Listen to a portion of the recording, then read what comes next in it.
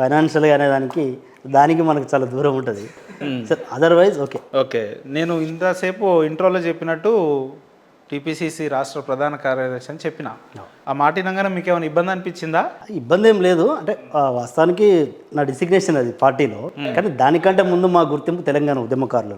అంటే అధికారం వచ్చి దాదాపు సంవత్సరంన్నర కాలం గడిచింది, ఇంకా ప్రధాన కార్యదర్శి అనే చెప్పుకోవాల్సి వస్తుంది, ఇంకేదో ఉంటుంది కదా, మరి ఇంకా రాలేదు అనే ఇంటెన్షన్లో ఏమైనా ఇబ్బంది అనిపించిందా అంటున్నా? ఇబ్బంది అంటే వెయిట్ చేస్తున్నాం తమ్ముడు. ఇంకెన్ని రోజులు వెయిట్ చేస్తారు? తప్పదు కదా, ఓపికతో ఉండాలా. ఈ రాజకీయాల్లో చాలా ఓపిక, సహనము చాలా అవసరం. అంటే నేను కాంగ్రెస్ పార్టీలో జాయిన్ అయ్యే ముందే. ఎప్పుడు జాయిన్ అయ్యాను? నేను అధికారికంగా అయితే 2017లో. ఆనాడు గౌరవ ముఖ్యమంత్రి, ఇప్పుడు ఎవరైతే ముఖ్యమంత్రి ఉన్న రేవంత్ అన్న ఉన్నారో, రేవంత్ అన్నతో కలిసి ఆ రోజు తను టీడీపీ నుంచి వచ్చినప్పుడు, వాళ్ళు మొత్తం కూడా టీడీపీ నుంచి ఒక టీం అంతా వచ్చినప్పుడు, ఉస్మాన్ ఉద్యమకారులంగా నేను, నా తోటి సహచర ఉద్యమకారులు బాలలక్ష్మి కావచ్చు, లేదా దరువులన్న కావచ్చు, మేము ముగ్గురం ప్రత్యేకంగా రేవంత్ అన్నతో కలిసి ఢిల్లీ వెళ్ళి గౌరవ రాహుల్ గాంధీ గారి దగ్గర కొప్పుల రాజు గారి నేతృత్వంలో, ఉత్తమ్ కుమార్ రెడ్డి గారి సహకారంతో, మోదీ అస్కర్ సహకారంతో పార్టీలో జాయిన్ కావడం. అధికారికంగా అయితే 2017లో. బట్ అనధికారికంగా తెలంగాణ వచ్చిన తర్వాత వాట్ నెక్స్ట్ అన్నప్పుడు అప్పుడున్న పరిస్థితులలో కాంగ్రెస్ పార్టీతో ప్రయత్నం, కొంత ఉద్యమకారులంగా కాంగ్రెస్ పార్టీని టికెట్లు అడిగి 2014 ఎన్నికలలో సో కొంత ఆ ప్రయత్నం జరిగింది. సరే, టికెట్లు ఇవ్వకపోయినా బయట వాళ్ళం కదా, పార్టీలో లేము, ఉద్యమకారులము అయినా అప్పుడున్న పరిస్థితులలో కాంగ్రెస్ పార్టీకి మద్దతుగా ఉస్మాన్ యూనివర్సిటీ విద్యార్థి జేఏసీ మొత్తం తెలంగాణ ఉద్యమకారులం అందరం కూడా కాంగ్రెస్ పార్టీ వైపు నిలబడి, కాంగ్రెస్ పార్టీ అంటే ఉద్యమాలను, సుదీర్ఘ పోరాటాన్ని, అమరవీరుల బలిదానాలను అన్నింటినీ కూడా గుర్తించి గౌరవించి అంతిమంగా బాబాసాహెబ్ అంబేద్కర్ గారు భారత రాజ్యాంగంలో రాసినటువంటి ఆర్టికల్ 3 ద్వారా, పార్లమెంట్ ద్వారా రాజ్యాంగబద్ధంగా, చట్టబద్ధంగా ప్రజాస్వామ్య పద్ధతిలో తెలంగాణ ఏర్పాటు చేసినందుకు సోనియా గాంధీ గారి మీద కృతజ్ఞతతోటి, కాంగ్రెస్ పార్టీ మీద కృతజ్ఞతతోటి, రాహుల్ గాంధీ గారి మీద, మన్మోహన్ సింగ్ గారి మీద కృతజ్ఞతతోటి కాంగ్రెస్ పార్టీలో జాయిన్ కావడం జరిగింది. కానీ ఇక్కడ కేసీఆర్ పేరు ఎక్కడ వినిపిస్తలేదు కదా రాష్ట్ర సాధనలో? అంటే కేసీఆర్ పేరు అంటే కేసీఆర్ అనేది ఒక పార్శ్వం మాత్రమే తెలంగాణ ఉద్యమంలో. తెలంగాణ ఉద్యమానికి ఆది కేసీఆర్ కాదు, అంతం కేసీఆర్ కాదు. తెలంగాణ ఉద్యమంలో కేసీఆర్ ఒక పంత, తను ఒక రాజకీయ పంత ఎంచుకున్న ఒక రాజకీయ నాయకుడు, ఒక రాజకీయ పార్టీని పెట్టిన ఒక రాజకీయ నాయకుడు. బయట ఇంకా ప్రజా ఉద్యమం, విశాల ప్రజా ఉద్యమం ఉంది కదా తెలంగాణ ఉద్యమం. సో కేసీఆర్ తోటి అడ్జస్ట్ కాగలిగిన వాళ్ళు మా తోటి చాలా మంది సహచర విద్యార్థి ఉద్యమ మిత్రులు చాలా మంది ఉంటారు. మీకు తెలుసు, యూనివర్సిటీలో నువ్వు కూడా యూనివర్సిటీ విద్యార్థిగా, ఉద్యమకారునిగా ఉన్నావు కాబట్టి. సో ఇలా జర్నలిజంలో ఉన్నా కూడా ఆ రోజు నువ్వు తెలంగాణ ఉద్యమం కళ్ళతోటి ప్రత్యక్షంగా చూసినవాడు, పాల్గొన్నవాడు. మా తోటి సహచర విద్యార్థి ఉద్యమ మిత్రులు చాలా మంది కేసీఆర్ తోటి మొదటి నుంచి కూడా అడ్జస్ట్ కాగలిగిన వాళ్ళు, కేసీఆర్ తోటి నడవగలిగిన వాళ్ళు నడిచారు. దాంట్లో బాల్క సుమన్ కావచ్చు, గాదరి కిషోర్ కావచ్చు. సో రాజకీయ అవకాశాలు వచ్చినాయి, లేదా తర్వాత కార్పొరేషన్ చైర్మన్లలో చాలా మంది విద్యార్థి మిత్రులు, బాలరాజ్ యాదవ్ కావచ్చు, లేదా రాకేష్ కావచ్చు, కృషాంగ్ కావచ్చు, చాలా మంది, పిడమర్తి రవణ, ఎర్రల శ్రీను, గెల్లు శ్రీనివాస్ యాదవ్, ఇట్లా చాలా మంది విద్యార్థి నాయకులు ఎవరైతే అకామిడేట్ కాగలిగినారో, కేసీఆర్ తోటి తన ఆలోచనలకు అనుగుణంగా ప్రయాణం చేయగలిగారో వాళ్ళకి అవకాశాలు వచ్చినాయి. వాళ్ళు ఆ రోజు ఆ పార్టీ నేర్చుకున్నారు. కానీ మాలాంటి వాళ్ళము మొదటి నుంచి కూడా మేము కేసీఆర్ తోటి లేము, తెలంగాణతో ఉన్నాం, తెలంగాణ సమాజంతో ఉన్నాం. తెలంగాణ సమాజంలో జరిగిన ప్రతి ఉద్యమంతో, సామాజిక ఉద్యమాలు కావచ్చు, లేదా తెలంగాణ ఉద్యమంలో పూర్తి స్థాయిలో భాగస్వామైన వాళ్ళంగా అట్లా ఉన్నాం. కాబట్టి మేము రాజకీయంగా ఆ రోజు ఉన్న పరిస్థితుల్లో మేము ఏ రాజకీయ పార్టీతో కూడా అడ్జస్ట్ కాలేకపోయినాం. ఎందుకు? యూనివర్సిటీ విద్యార్థి నాయకత్వం ఒక స్వతంత్ర విద్యార్థి నాయకత్వంగా ఉండాలా. అట్లా ఉండడం వల్ల తెలంగాణ సమాజానికి ఎక్కువ మేలవుతుంది. లేదు అంటే మనం ఆయా రాజకీయ పార్టీలో చేరి ఆయా రాజకీయ పార్టీల నాయకులు ఏది చెప్తే అది చేయాల్సిన పరిస్థితులు వస్తాయి.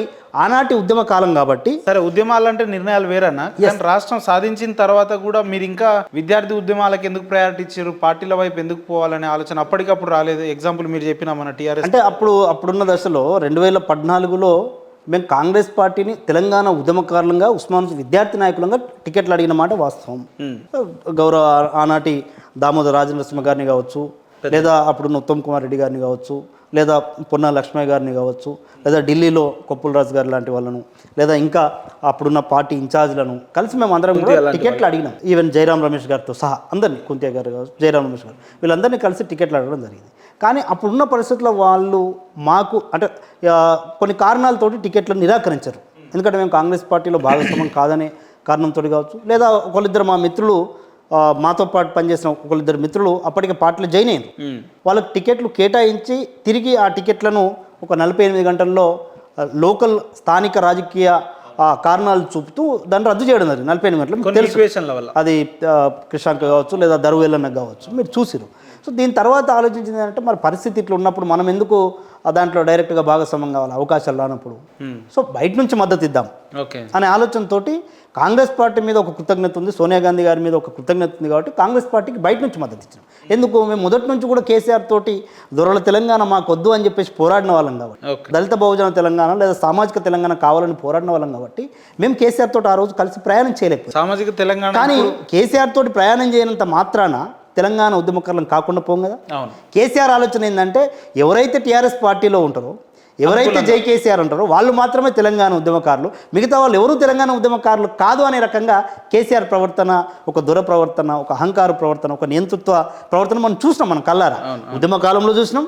ఉద్యమం తర్వాత 10 ఏళ్ల పాటు అనేక మంది తెలంగాణ ఉద్యమకారులను అనేక రకాలుగా పరిపాలన క్రమంలో అనేక మందిని అవమానించారు. గౌరవ గద్దర్ గారిని, దివంగత గద్దర్ గారిని ప్రజాయుద్ధ నౌక జై తెలంగాణ అన్నందుకు 6 తుపాకీ తూటాలు తీసుకొని ఈ నేల మీద రక్త తర్పణం చేసిన గద్దరన్నను ప్రజాభవన్ల గేటు ముందర నిలబెట్టిన సంఘటన మనం మర్చిపోలేం. అదేవిధంగా ప్రముఖ గాయని ప్రజా గాయని విమలక్క ఆఫీస్ను ధ్వంసం చేసి ఆమెను అరెస్ట్ చేసి ఆమెను జైలు పాలు చేయడం. అదేవిధంగా ప్రొఫెసర్ కోదండరాం సార్ ఎవరైతే తెలంగాణ ఉద్యమ కాలంలో జేఏసీకి చైర్మన్గా ఉన్నారో ఆయన ఇంటి తలుపులను అర్ధరాత్రి వందలాది పోలీసు బలగాలను పెట్టి ఎట్లా బద్దలు కొట్టు మనిషి అంటే, ఏ తెలంగాణ ఉద్యమకారులైనా సరే వాళ్ళు నాతోటి ఉండాలి తప్ప బయట ఉంటే కుదరదు అనే రకంగా ఒక నియంతృత్వంతో, ఒక అహంకారంతో, ఆధిపత్యంతో ప్రవర్తించింది. కాబట్టి ఉద్యమకారులను గౌరవించింది ఏ పార్టీ అంటే ఏం చెప్తారన్నా? యాజ్ ఏ ఉద్యమకారుడుగా ఉద్యమకారులను గౌరవించిన పార్టీ ఏదంటే ఏం చెప్తారు మీరు? ఖచ్చితంగా టీఆర్ఎస్ పార్టీతో ఉన్నప్పుడు టీఆర్ఎస్లో కొంతమందికి అవకాశాలు వచ్చినాయి.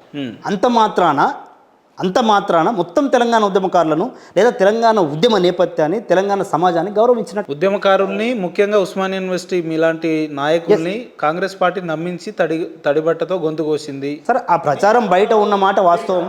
ఎంతవరకు వాస్తవం? ఆ ప్రచారం బయట ఉన్న మాట వాస్తవము. 2014 నుంచి చూస్తూ ఉన్నాం. 2014లో ఎన్నికలలో టికెట్లు అంటే ఎలక్ట్రల్ పాలిటిక్స్. గౌరవ రాహుల్ గాంధీ గారు, సోనియా గాంధీ గారి దగ్గర ఢిల్లీలో దాదాపు ఉస్మానియా యూనివర్సిటీకి సంబంధించిన విద్యార్థి నాయకులు, ఎవరైతే టీఆర్ఎస్తో లేని విద్యార్థి నాయకులు, ఇండిపెండెంట్గా ఉన్న విద్యార్థి నాయకులు, లేదా 2014లో కాంగ్రెస్ గెలుపు కోసం, కాంగ్రెస్ పార్టీ కోసం పనిచేసిన విద్యార్థి నాయకులు అందరం కూడా 2015లో ఆనాటి పిసిసి అధ్యక్షులు గౌరవ ఉత్తమ్ కుమార్ రెడ్డి గారి నేతృత్వంలో చాలామంది తెలంగాణ ఉద్యమం, ఈవెన్ దయాకర్ అన్న కావచ్చు, బెల్లన్న కావచ్చు, వీళ్ళందరం కలిసి దాసో శ్రవణ్ అన్న ఆ రోజు కాంగ్రెస్ పార్టీలో అందరం కలిసి యూనివర్సిటీ నుంచి ఒక బృందంగా సోనియా గాంధీ గారిని కలిసి కృతజ్ఞత తెలపడానికి వెళ్ళినాం. ఆ రోజు వాళ్ళతోటి స్పష్టంగా మాట్లాడినప్పుడు, ఇట్లనే సోనియా గాంధీ గారి నివాసంలో టెన్షన్ పత్లో మాట్లాడినప్పుడు, యూనివర్సిటీ నుంచి వచ్చిన ఈ ఉద్యమ నాయకత్వము, యూనివర్సిటీ నుంచి వచ్చిన ఇట్లాంటి మేధావి వర్గము రేపు భవిష్యత్తు రాజకీయాల్లో అత్యంత కీలకంగా ఉండాలి. మేము మీ పోరాటాలను చూసి తెలంగాణ ఇచ్చినాం, రాష్ట్రం ఇచ్చినాము. ఏ రాజకీయ ఎవరికో ఒకరికి ఉపయోగపడతానే ఉద్దేశంతో లేదా ఒక కుటుంబానికి ఉపయోగపడుతున్న ఉద్దేశంతో మేము తెలంగాణ రాష్ట్రాన్ని ఇవ్వలేదు. మీలాంటి వాళ్ళు పోరాడినందుకు, ముఖ్యంగా యూనివర్సిటీల కేంద్రంగా ఉస్మానియా లాంటి, కాకతీయ యూనివర్సిటీ లాంటి కేంద్రాలుగా పోరాడినందుకు ఒక సామాజిక న్యాయం జరుగుతుందనే ఆలోచనతో ఇచ్చినాము. మేము మీలాంటి ఈ అణగారిన కులాలకు సంబంధించిన విద్యార్థి నాయకత్వం రేపు రాజకీయ నాయకత్వంగా ఎదగాలి అని చెప్పేసి స్వయంగా సోనియా గాంధీ గారు, స్వయంగా రాహుల్ గాంధీ గారు ఆ రోజు మాట ఇచ్చినందుకే వాళ్ళ మీద గౌరవంతో రేపు మీరు చట్టసభల్లో ఉండాలి అని చెప్పేసి వాళ్ళు మాకు ఒక దిశానిర్దేశం చేసినందుకు తదనంతర కాలంలో కాంగ్రెస్ పార్టీలో జాయిన్ చేయడం. సరే, జాయిన్ అయినాం, కష్టపడ్డాం, పనిచేసినాం. దాదాపు 10 ఏళ్ళు తెలంగాణ ఉద్యమంలో మా విలువైన జీవితాలను, యూనివర్సిటీ జీవితాలు అంటే ఎవరికైనా విలువైన జీవితాలు, కెరీర్ పాయింట్ ఆఫ్ వ్యూలో చూసినప్పుడు టర్నింగ్ పాయింట్ అది. నేను ఒక గ్రూప్ 1 ఆఫీసర్ అయిదామని చెప్పేసి హైదరాబాద్కి వచ్చినవాడిని 2003లో. గ్రూప్ 1 అధికారి కావాలని చెప్పేసి హైదరాబాద్కి వచ్చి గ్రూప్ 1 కోసం ప్రిపేర్ అయ్యి ప్రిలిమ్స్ రాసి, మెయిన్స్ రాసి, దాని తర్వాత తెలంగాణ ఉద్యమం అంటే యూనివర్సిటీలో బయట ఉన్నప్పుడేమో గ్రూప్ 1 కోసం చదవడం జరిగింది, ప్రిపేర్ కావడం జరిగింది. ఎప్పుడైతే యూనివర్సిటీకి అయితే వెళ్ళినామో అప్పుడు యూనివర్సిటీలో ఉన్న పరిస్థితులు కావచ్చు, లేదా అక్కడున్న విద్యార్థి రాజకీయాలు కావచ్చు, లేదా ప్రొఫెసర్ల ప్రభావం కావచ్చు, లేదా గదరన్న లాంటి, విమలక్క లాంటి వాళ్ళ ప్రభావం కావచ్చు, వీళ్ళందరి ప్రభావం అంటే మాకు సహజంగానే చిన్నప్పటి నుంచి మాకున్న కొంత అంబేద్కర్, పూలే ఐడియాలజీ, భావజాలం ఏదైతుందో యూనివర్సిటీకి వెళ్ళిన తర్వాత ఇది ఒక విశాలమైన వేదిక, మనం పనిచేయడానికి, సమాజంలో మనం పనిచేయడానికి ఒక విశాలమైన వేదిక. అదొక అంశం. అయితే రెండవ అంశం, తెలంగాణకు జరుగుతున్న అన్యాయం అనేది చాలా స్పష్టంగా మా కళ్ళ ముందర కనబడినట్టు చాలా స్పష్టంగా అర్థమైంది. సో నేను గ్రూప్ 1కు ప్రిపేర్ అయ్యి నేను ఒక గ్రూప్ 1 ఉద్యోగిగా ఒక విజయం సాధించి, లేదా గ్రూప్ 2 ఉద్యోగ విజయం సాధించి, లేదా పిహెచ్డీ కంప్లీట్ చేసుకుని అసిస్టెంట్ ప్రొఫెసర్ అయ్యి నేను నా కుటుంబము బాగుంటే చాలు అని అనుకుంటే నేను ఆ దశలో అప్పుడే నేను వ్యక్తిగత జీవితం వైపు వెళ్ళేవాడిని. కానీ అక్కడికి వెళ్ళిన తర్వాత నిజంగా తెలంగాణకు గత 6 దశాబ్దాల నుంచి 60 ఏండ్లుగా వేలాది మంది విద్యార్థుల త్యాగాల ద్వారా తెలంగాణ ఉద్యమం కొనసాగుతూ ఉన్నది. ఇంకా న్యాయం జరగలేదు. లక్షలాది ఉద్యోగాలు సీమాంధ్ర ప్రాంత పాలకులు కొల్లగొట్టుకుపోతూ ఉంటే ఇంకా మనం మన వ్యక్తిగత జీవితం గురించి ఆలోచించాలా, మన కుటుంబ జీవితాల గురించి ఆలోచించాలా, మన కెరీర్ గురించి ఆలోచించాలా, లేదా ఈ సమాజం కోసం తెలంగాణ తల్లిని విముక్తం చేయాలా అనే ప్రశ్న వచ్చినప్పుడు అంతరాత్మ కానీ మనస్సు కానీ ఖచ్చితంగా ఉద్యమం వైపు నిలబడమని చెప్పేసి చెప్తే ఆ రోజు అప్పుడున్న పరిస్థితులలో తెలంగాణ ఉద్యమమే మా జీవితం అని చెప్పేసి, తెలంగాణ ఉద్యమమే మా ఆశగా, మా శ్వాసగా ఆ రోజు నిలబడడం జరిగింది.